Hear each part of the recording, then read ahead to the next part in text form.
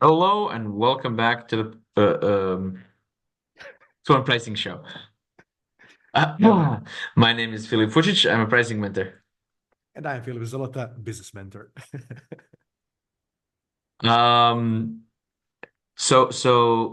we wanted to talk to you about uh, well, effort, right? We're getting paid for effort, and that much is clear. When you get paid, when you for work, get paid for working, you're getting paid for effort. However, it's fairly simple in what we on this show call the duck world on commoditized services. You get paid on however much effort, usually measured in time, you are putting into this particular project that the client needs you for, right? So it stands to reason if you put more effort in, you get paid more.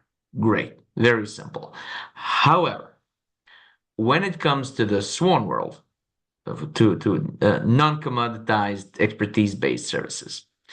The things change because you get chosen, you get picked for that on the basis of your legacy effort, on effort that you did during your whole career on commercial and non-commercial stuff, which now forms your, let's say, reputation, right? Um, and because you get chosen on the basis of that effort, it doesn't matter that much how much effort you are required or willing to put into this one. So a client can benefit greatly from hiring an hour with a consultant who has had 30 years of experience in an industry, right? And they're going to get much more out of that than hiring a rookie who they have to teach stuff for 30 hours. So while the applied project specific effort is much greater for the rookie, the value for the client is much greater, not disregarding effort, but regarding the legacy effort as opposed to the project specific one, right? Yeah. Um, and just to illustrate this, once upon a time, I was in my hobby, which is miniatures. Paint, I was a secondary judge on a miniature painting contest, and I remember there were two finalists, one of which had this beautifully set up miniature that you could see a lot of effort went in there. Um, However, the second one was less bombastic, but it was just beautifully done. You could see it. It was as realistic as it would walk off your hand. You know, all the shadows were correct and everything. Um, so we were talking about what are we trying to award here, and it was definitely effort, but not as the head judge at the time said. He called it local effort. So effort on this project, Yeah. what I call a project specific, but on the overall effort within the author's career, right? They had so much effort put in. They had so much experience. In other words, that they could do this uh, uh, beautiful work with less effort than the first guy. So that was the first prize awarded, right? Um, so in general, legacy effort is something that gets you respect. It gets you. It forms the foundation, basically, of your professional worth, right? So it gives you market value and gives you credibility, right? As opposed to project specific effort, which forms the foundation for billable stuff you can put on a bill directly, right? And it gives you more real time impact. Yeah.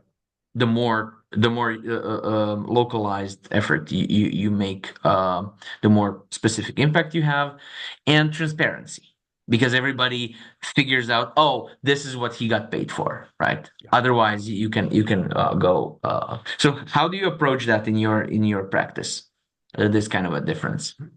Yeah, it's pretty much straightforward. When I started my business, which was long time ago, I, as everybody else, started with some type of compensation in terms of hourly rates and similar. Luckily, quite soon I made a relevant switch, and for years we are practicing and definitely emphasizing and advising to be paid for actual results to deliver. I have one cool example, a personal one. I had specific case.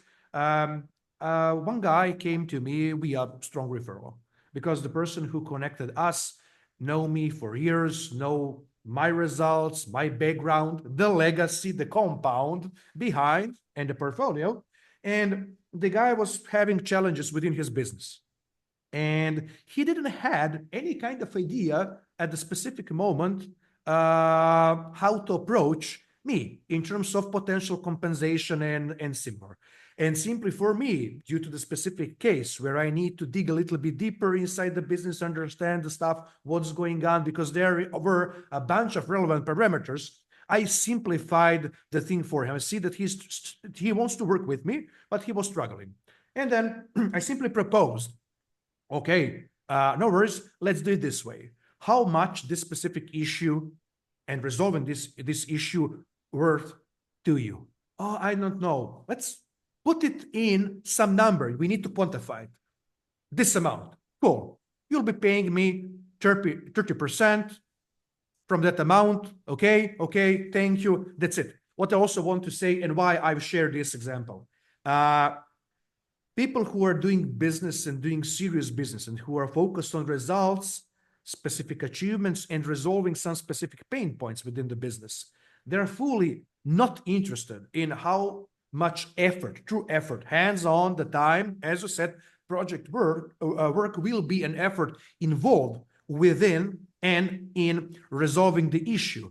They want and they're being focused on the end goal and the result. And that is the right way, the right approach when we are talking about the expertise-based business, and be you as a professional actually being paid for the expert's work.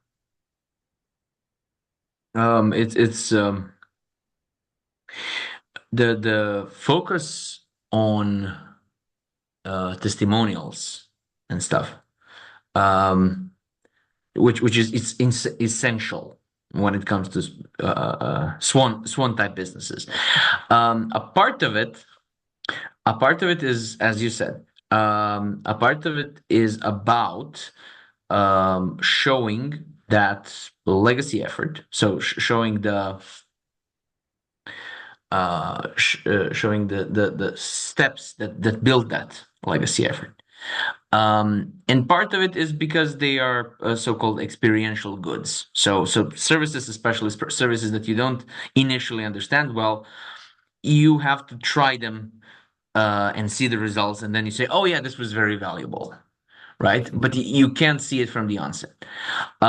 So these two things come together to build that kind of. It's interesting. I've spent some time on Chris Doe's LinkedIn, Mm-hmm. and in his experiences, which was meant to be for like jobs, that he has like 170 things. What? So each and every event that he does, he logs it into LinkedIn as an experience because it is. It's not meant for that, but LinkedIn in general is meant for people, searching for full-time jobs in their city, basically, which is Mm-hmm. not how I use it, or you, or Chris Doe, uh, which is in a like, yeah, okay, I can see that. I can see that. It's going to completely confuse an algorithm trying to, point him out as a candidate for jobs, which I think is a good thing for for Chris Doe. So, but this is again a way of highlighting all of the effort that he did in the future, in the past, Yeah. so that he can charge accordingly in the future. Yeah. Because it makes no sense uh, for our kind of jobs to be paid exclusively on the uh,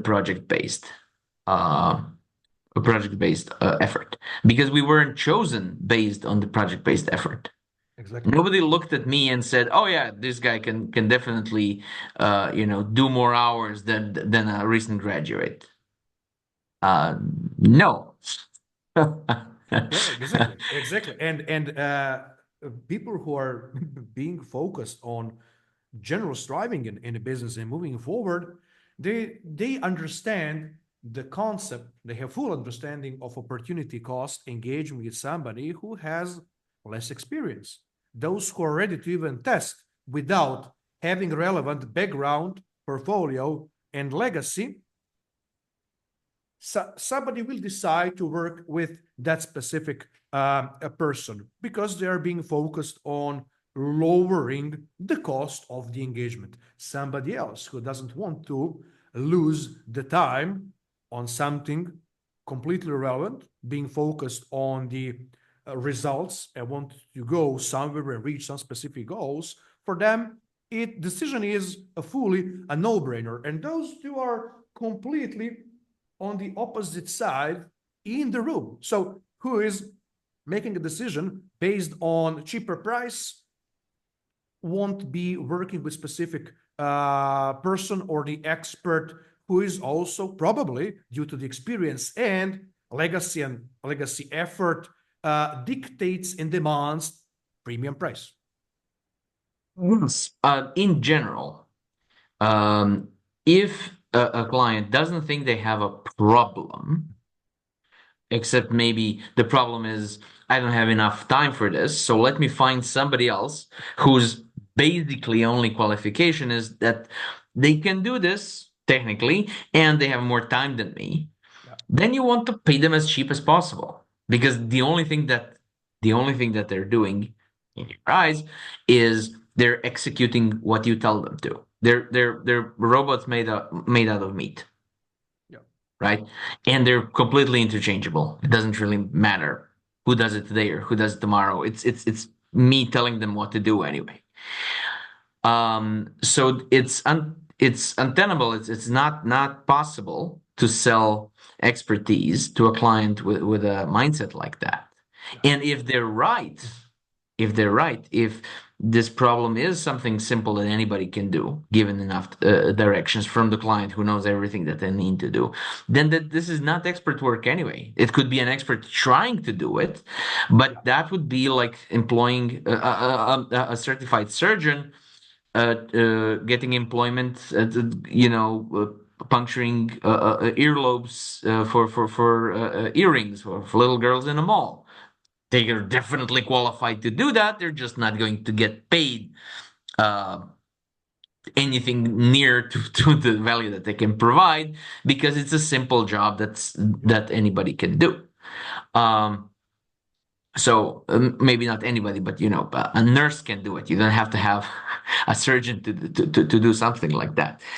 Um, so in those kinds of cases, you're simply not applying your expertise to a problem that is problematic enough, yeah, right?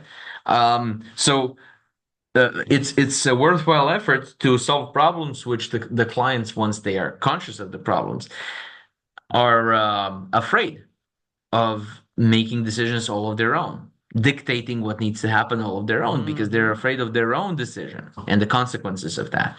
And here is when you can lean on the legacy effort and get paid the premium accordingly, right? yeah, All of those jokes, all that old man that whacked the pipe, right, and said this is $10,000, or the Picasso that made the little napkin picture and said this is for $5,000, and they said, but the joke is, you didn't apply much project specific effort. And the answer is no, but I have tons of legacy effort, and this is why I'm charging for this. So I'm unpacking jokes here, but uh, uh, and I mean, jokes are funny because they're non-expected. They're non-expected logic. They set up one logic and then they crush it with another logic, which is valid, but you didn't expect it. And definitely, legacy effort is not something that is really taught. Um, I had to struggle to find the right word for it. I think collective effort would also work, and lifetime effort would also work. And for project specific, you could call it applied Yep. effort. Uh,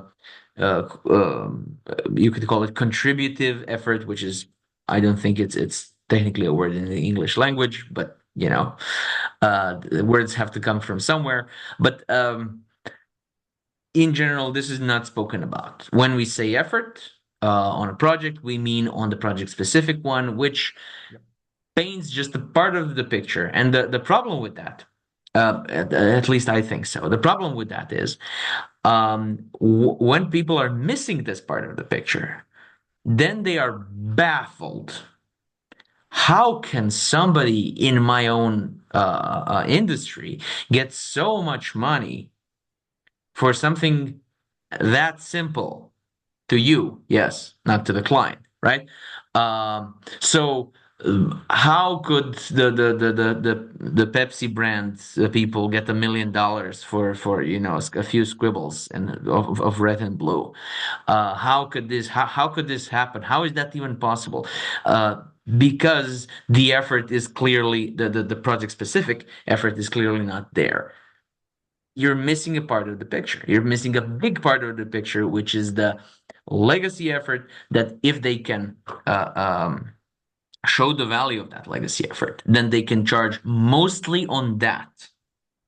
And if you point that effort out, then people say, oh, yeah, right. They have been in the industry for so long. They have been doing all of these great successes before. Yeah, it has sense in the end. Exactly. Uh, you can't really say that has nothing to do with this project. No, it really does. It really does. They wouldn't have been chosen to do this if they didn't have all of these, right? So it's about the squiggles and the colors, but not only about the squiggles and the colors. You have to combine both, and then you get a picture that makes sense. And if you get a picture that makes sense, then you can do something about it. You can build something, you can express something better, right? I've seen so many people who strive to show their great dedication Mhm. uh, to a project. As in, I will work day and night. I will, and completely disregard the huge amount of legacy effort that they could Yeah, show, which would get them even better result than killing themselves for a particular client. absolutely. A great point there because you see that so many experts are actually being paid for the project work and effort opposite of the legacy one. And that is also one relevant flag in the sales conversation. It's not the problem if the client side doesn't necessarily see the broad value or the value you are bringing to the table. You can just dissect the conversation and go and dig a little bit deeper and open up the understanding so they can actually see, okay, these are the key elements maybe we didn't had on our mind when we were thinking about the project. Very interesting. Let's move on. And that is also one relevant key parameter in terms of for you as the expert, even to choose if you want to work with somebody who doesn't know, and more important, doesn't appreciate the legacy work and experience you are bringing on the table. That is for me, for example, in business, no matter the vertical I am being involved in, one important parameter, because I can completely agree and be okay with the fact that people simply don't understand the value. And you'll also be seeing that a bunch of even sales coaches and consultants are pushing, yeah, if the client doesn't see and understands the value you are bringing, it's your fault. Not 100% correct. There are a bunch of people who simply doesn't see the value box in the dialogue because their perception, understanding are simply often tied to the niche specifics in the industry they're working in for a long time, or simply don't have a global understanding of the impact of that specific challenge they have on their business. And you can take some time to help them understand, but you won't be killing your ass off to show them the right picture, or paint the picture for them. And that's it. I That's okay. like the diplomatic way in which you said some clients are just dumb. Uh, you really Thank tried you. there. Thank you. You really tried there. Uh, uh, A1 for effort. So while I would agree that it's not entirely your fault, it is so our fault. It is a part of our job Yeah. to show the value. Um, so you know, sometimes say sometimes people say like when you're employed and you say, well, you know, if I do a very good job, of course the boss is going to understand that and appreciate that. No, No. no, that's not gonna. It's a part of your. It's fully a part of your job to keep showing it, and it's when you're a solopreneur, it's fully a part of your job to express your value. So it might not be your fault entirely, as you say, if the client doesn't get it, because some people don't have the. Let me be diplomatic now. The apparatus to get it. Um, However, it is your duty to try. So if I want to sell to Italians, I cannot go there and simply speak Croatian and say, "You guys need me. You learn my language." That's not gonna happen. I need to learn their language if I want to sell to them, even if they need me, right? And Mm. it is it is a process in which they are choosing me and I'm choosing them, as you always say. And I think we can talk about that next time. The way that we talk about it, the way to talk to get this. But in general, if the initiative needs to be on somebody to try to get the value across, it is not for them to cross to us. We need to try to cross to them, and sometimes we fail because we're bad at it, and sometimes we fail because there is no adequate potential on the other side to understand it. And that may be tragic, but this is why there's competition. So somebody Yeah. else might, and then they will say, "Oh yeah, I should have done that." Yeah.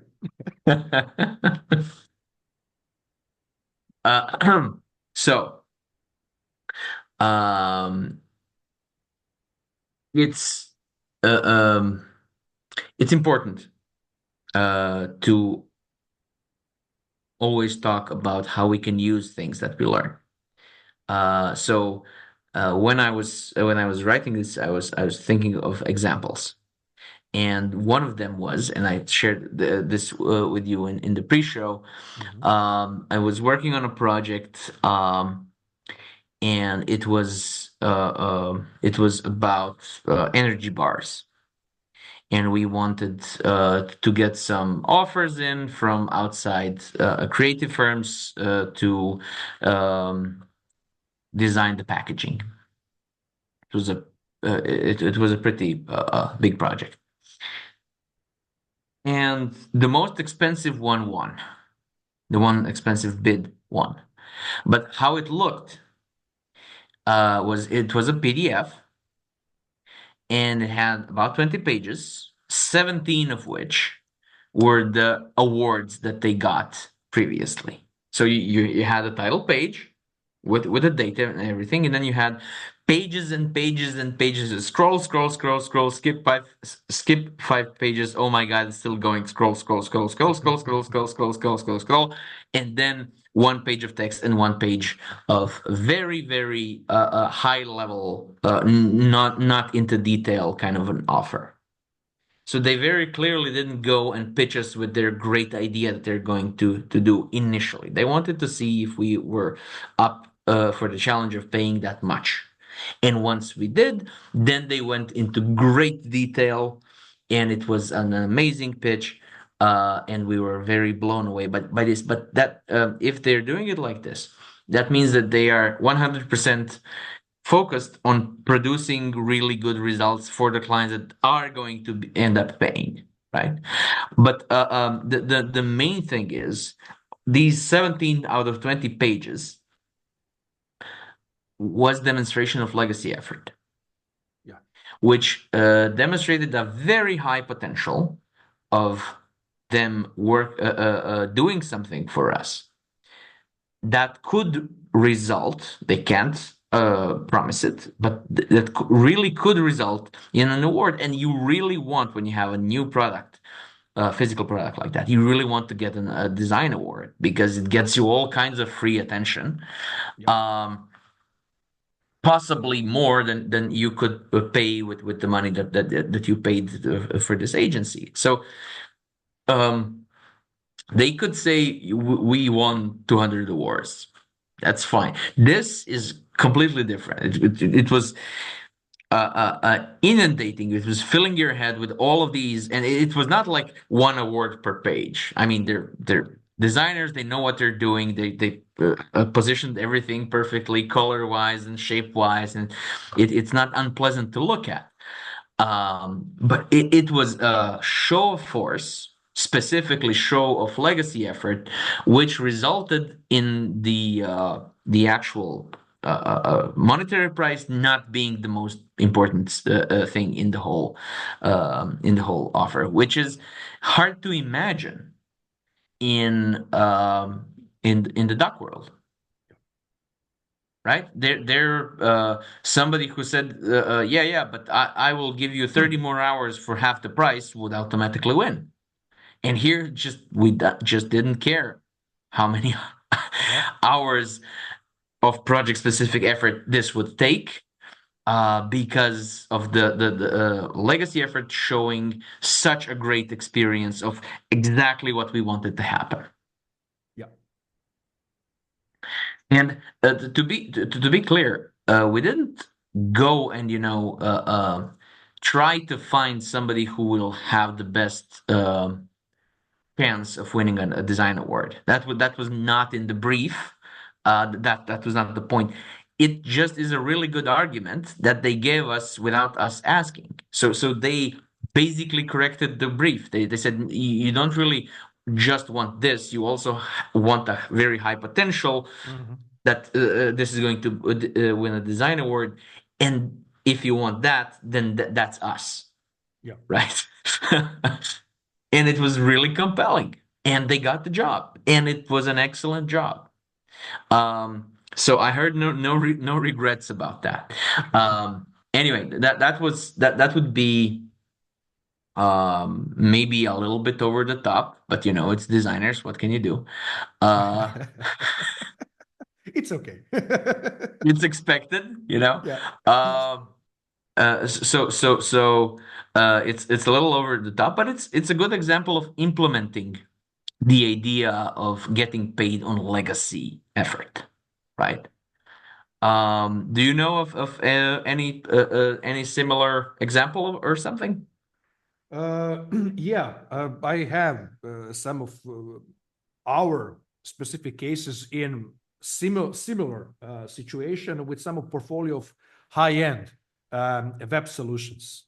Surely on the market there is a bunch of companies which are providing specific type of services, and one specific company came to us because they said we were checking you and several equivalents in terms of industry Mm-hmm. specifics and experience, but you were the ones we chose because of the difference and that nitty-gritty detail in terms of the approach some design capabilities and specific functionalities which were extremely different from anybody providing from the potential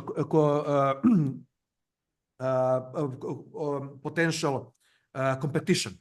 And Mm-hmm. that's it. In the end, for us, it was extremely pleasant to hear something like that.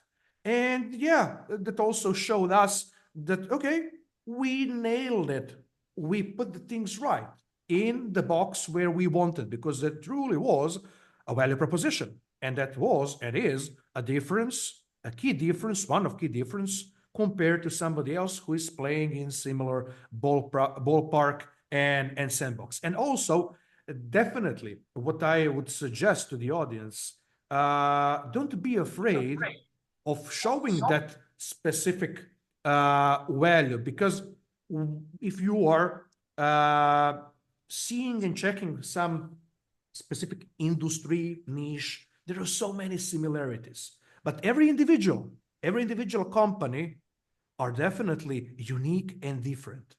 And show those differences, not only from the perspective of hard work and effort you'll be Sacrifice. pouring into the project, but actually the legacy effort, a previous portfolio, and what you are truly capable of in terms of bringing additional value. Because in the end, what is often happening, that people, when choosing the experts, the companies providing the expertise service, they definitely like to see and receive the whole 9 yards in terms of value for specific set of activities engagement. But if they can get a little bit more and they perceive they get a little bit more, that is often the reason why, when and why you'll be winning the potential pitch, while you'll be potentially being given that specific job. And that's it. Yeah. I think we got this one. Uh, if there's nothing else you would like to add, um, I would ask you, where can people find you? Yeah, people can find me definitely on LinkedIn and also on my mentorship page, philipzolota.com.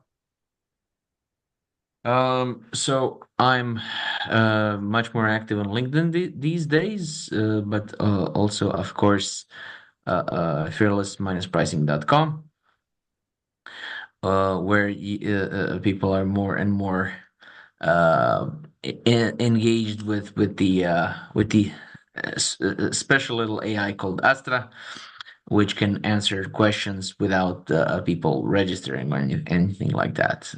We'll have to have an episode on sharing knowledge Absolutely. very soon. Uh, Thanks for being with us today, and see you next week. See you. Bye bye.